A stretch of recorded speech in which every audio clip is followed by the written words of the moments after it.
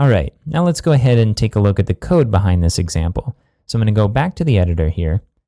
And at the top, we're including our database PHP file so we can connect to the database.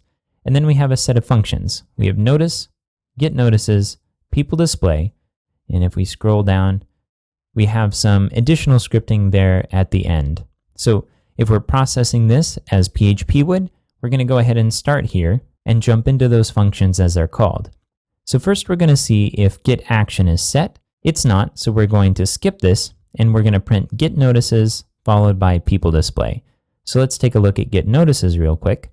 I'm going to scroll up to the top and it says get notices is actually a shortcut function for the notice function, and we're passing it two parameters, an empty string and get.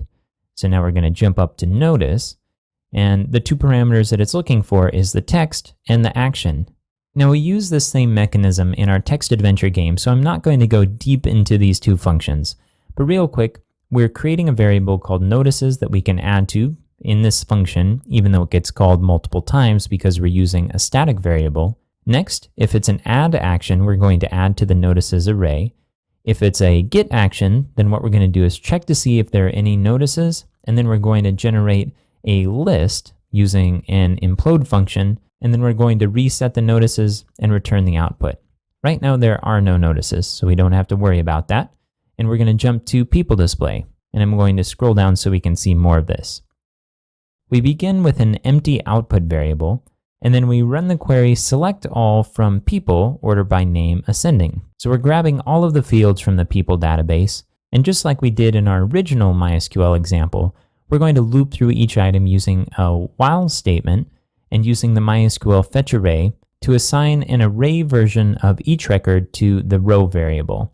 Now every time this loops through, we're going to add a table row to the output. In this table row, we're going to include several cells, one cell for the name, the username, the birth year, shoe size, and favorite band. And then in the last cell, what we're going to do is create the delete link. Notice you see delete here, and then around delete is an A tag, and it's pointing to our test.php file. That's the one that we're using here. The action is delete, and the username equals, and then whatever the username is for this row. Next, we need to add some HTML around that table if it's not empty. So we're going to check to see if it's empty. It's not at this point because we have a few records to display.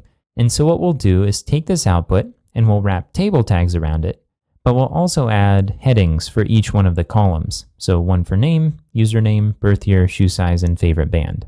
At this point, we'll have a full table.